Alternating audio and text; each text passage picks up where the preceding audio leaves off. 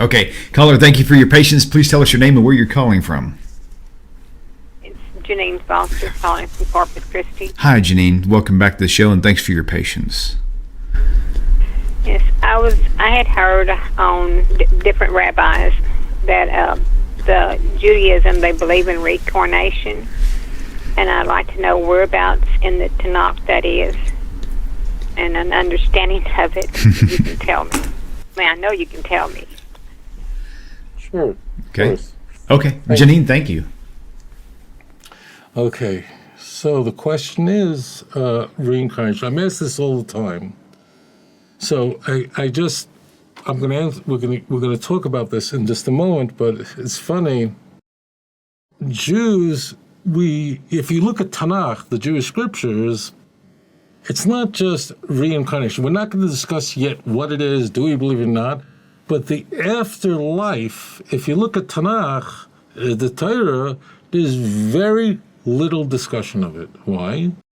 Because the Torah only discusses why you should be faithful and what will happen to you if you're not faithful, not based on you're going to go to hell or heaven. It's mentioned. It's there. Read Daniel 12:2. Read Isaiah 26. It's mentioned. But the Torah does not engage in claims or statements that are unverifiable. And therefore, because you cannot dig up a corpse and say, hey, buddy, is Jesus died for my sins or not? You can't. It's inaccessible. So therefore, the claims of the church, for example, are the fallacy of it is it's unverifiable, whereas in contrast, the Torah doesn't deal with such things. Why? Because we cannot see the other side of the grave. Now, again, it is mentioned. You go to Ecclesiastes 12:7. It's very rare. We could see clearly throughout the entire corpus of Tanakh. And just so you know, Tanakh is the Jewish Bible is very large. It's big. It's an enormous document. It's much larger than the Christian Bible. In other books, it's a book of over 23,000 verses. In truth, how many verses are there? What happens after you die? I don't even know. 10? That's it. That's very tiny, believe me. And it never threatens it. The Torah says always, I call heaven and earth as witnesses. This is a must point. And which means that if you don't behave, I'll cut off your rain and I'll throw you out of the land. But I'll bring you back to the land if you turn back to me. It says it openly. And in Leviticus 27, all over the place, okay? And whatever the Torah says, God says, test me. Take a look. Zachor. Zachor is a maxim in Torah, which means remember. So the Torah says that if you'll be faithful, you'll go to the land of Israel, the land will give forth its fruit, your enemies will run from you, and if you're not, I'll throw you out of the land.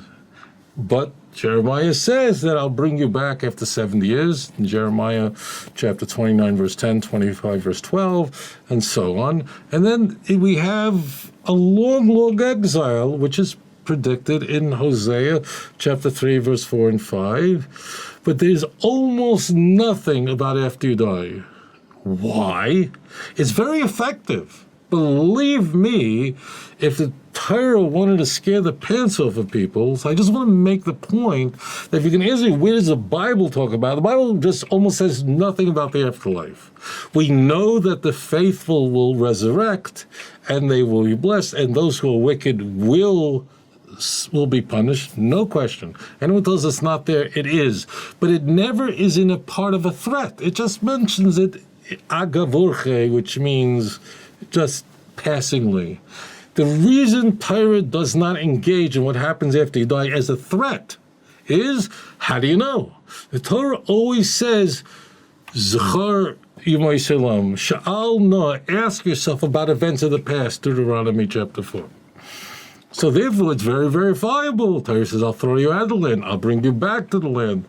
That's why everything that's happened to the Jews, we could say, even if it's a tremendous tragedy, we could say we're very self-critical Jews. very self-critical. But you could say that the terrible things that happened to us because of our sin, and the things that happened to us, please God, the good, is God had mercy on us and he kept his promise. This is important. So why did I begin this? Because if you're asking what happens if they die, there is such a dearth of information on that. The reason is that A, it's inaccessible, and number two is it's none of your business, except to know there's reward and punishment. And that's it. But when a person dies before the resurrection, you're in a spiritual state and your soul's with God. Your body's in the ground until until the resurrection of death. Therefore, the only source of information on what you asked about after you die, and a very specific thing about reincarnation, is discussed, but it's scantily discussed. And it's really a big topic, but Jews really don't harp on it, but it's there and I'll explain to you. But you will not find in Tanakh. Tanakh doesn't discuss it because the point I want to make is you're going to look in Tanakh. Tanakh it's not that it's what happens if you die is important. In fact, an hour of pleasure in the world to come is greater than all the pleasure in this world, and an hour of punishment in the world to come is greater than fire is echad mishishim shel Gehenna. Whatever it is, Gehenna, hell is a bad thing. And those who tell you there's no heaven and hell just never read Tanakh. But Tanakh does tell you just is almost not mentioned. In the Christian Bibles everywhere. But the Christians are terrified of this. I don't blame them. This is the biggest fear people have, is what happens after you die. If people never died, Christianity would go out of business in a minute. In a minute, gone. Okay? Because then it really, you ask Christians, what is it? I don't want to go to heaven. I don't want to go to hell. Christianity really is there to alleviate man's greatest fear, and that's the grave. Okay. So therefore, the issue of reincarnation of any kind is never discussed in Tanakh. It is written in our sacred oral literature. Okay? It's a big topic, and I'm not going to discuss every event. Now, number one, reincarnation is not normative, which means that a person, this is not like the Hindus where they keep coming back. Forget that. We don't believe in that. But I'm going to just give you one example. This is a much deeper issue, but the example I'll give you will be easy to understand. There isn't a subject that's discussed in our holy literature called gilgul neshama. Gilgul neshama. What that means, gilgul means to turn over like a wheel, like wheels are called galgalim in Hebrew, okay? It is possible that someone could come to this world and die and they have to come back. Now, normally this doesn't happen. A person lives their life, they choose good, choose evil, and then based on that, hopefully they hope for God's mercy, but that's in God's hands, but that's it. Then if the person is faithful and God is Mali Rachimim, is full of mercy, then a person, Hashem is good. But there are cases where a person comes to this world and they cannot choose good or evil. They can't. For example, what happens to children who die? During the Holocaust, one-third means 2 million of those who were murdered by the Nazis, may their name perish and be erased forever and ever, were children who were 9 years old and younger. Now, in Jewish law, a child is not responsible for his actions, as it is in almost any law I know. 5-year-olds they are not a baldas. The superego, really, the moral precepts of the mind, that development really only begins at 13 for a boy, 12 for a girl, and it even goes further at 2021 when the frontal lobe is fully developed. Now, what happens to a 5-year-old child who dies? This is a neshama created in the image of God, and for whatever I don't know the reason, but there's something happens, a catastrophe. What happens to the children in December 26, 2004, when, I don't know, 500,000 people were killed by tsunami. You know how many of them were children? In Aceh, here in Indonesia, died in a moment. And then in Thailand, what happened to the children? Now, children cannot be good or evil because they don't, they could imitate the ways of their parents and learn, but they are not mature enough to be held accountable for their actions. And therefore, they never had a chance to choose good or evil. Now, I cannot tell you why a child dies. This is according to His knowledge and purpose and His eternal wisdom, which we cannot understand. This is not our scope. I am not God's manager. I'm a salesman. I try my best. So therefore, I'm giving you an example. What happens to a 5-year-old child, nishtagada? And incidentally, during this program, during my lecture, this broadcast, you know how many children died of starvation and disease during this answer? Don't ask. What happens to them? A child can't choose good, can't be righteous, can't be evil. Their minds are not morally developed yet.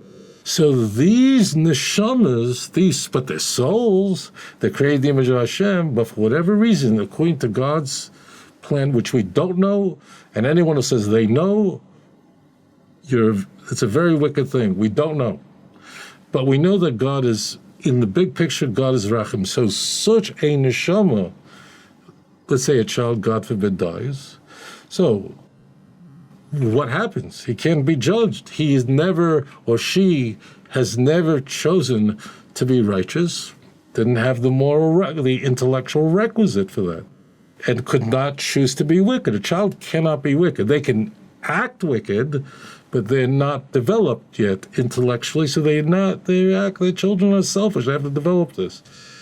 And therefore, these neshamas, these souls, have to come back. It's not Jews, again, I want to just tell you,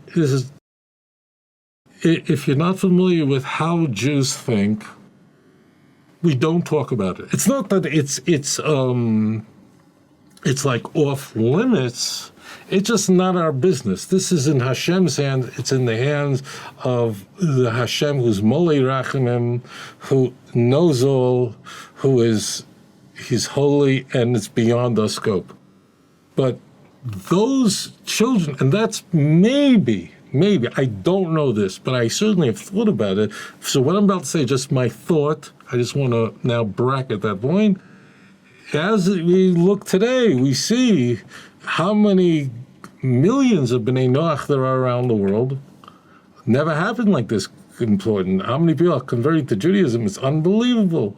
Are these the souls of those children who perished in Auschwitz? I don't know, but I will tell you, this never happened before. Now, that's not, please, that's just a thought I've had. I'm not God, I don't hear voices or visions, and I am personally allergic to these kinds of things. But maybe it could be, I don't know. So therefore, a gilgul neshama could happen. I'm giving you just a simple understanding, if you want, and if you can buy, it's been translated in the Kisvei HaRamban, the writings of Nachmani has been translated into English. He goes into more depth in this. There are books. Be careful. There's a lot of fakers and phonies out there, Kabbalah groups. They don't know what they're talking about. So you have to be very careful who you study, because people love this kind of stuff. But most people who teach this, they don't know what they're talking about, and they're just making a lot of money off of it. But you have to read authoritative literature, but there's not a lot, because as Jews, this is not our business. We know there is a precept that these souls have to come back, and that's it. And then it's in God's hands. It's not in our hands. So the answer is there is a concept of gilgul neshama, but this is an exception, and in order for it to have happened, for some reason, a person's life had to prematurely be cut off, where the soul never made a choice, and therefore they have to make a decision. They have to choose good or evil, God forbid, and this is in God's hands, not in ours. And let us hope that people will all do tshuva, and we should never see these terrible things anymore. But this is a principle in Jewish literature, but you will not find Tanakh discuss such things, as Tanakh is not given to discussing in any specifics what happens after you die. That is brought down in the Midrashic writings, in the Talmud. It's not brought down in Tanakh. Tanakh's not interested in that. Okay? But thank you so much for calling in.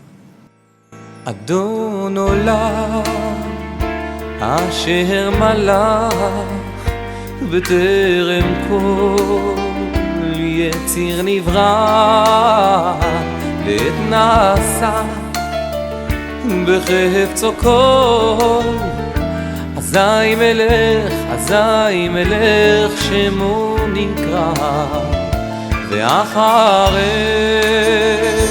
ככלות הכל לבדו ימלוך נורא והוא היה והוא הווה והוא יהיה בתפארה אדון עולם אשר מלך בטרם כל יציר נברא לעת נשא בחפצו כל אזי מלך שמו נקרא ואחרי ככלות הכל לבדו ימלוך נורא והוא היה והוא הווה והוא יהיה בתפארה אדון עולם אשר מלך בטרם כל יציר נברא לעת נשא בחפצו כל אזי מלך שמו נקרא ואחרי ככלות הכל לבדו ימלוך נורא והוא היה והוא הווה בתפארה והוא הווה והוא יהיה בתפארה אדון עולם אשר מלך בטרם כל יציר נברא לעת נעשה בחפצו כל אזי מלך שמו נקרא ואחרי